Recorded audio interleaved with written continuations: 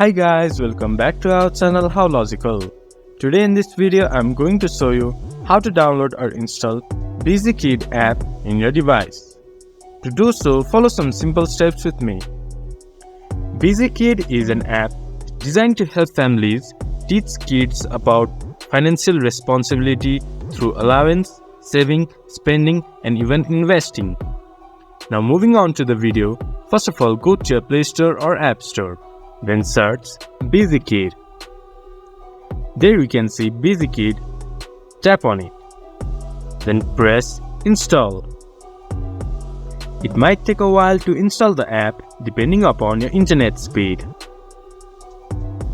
Once the app has been installed, open BusyKid app to help you teach your kids about finance.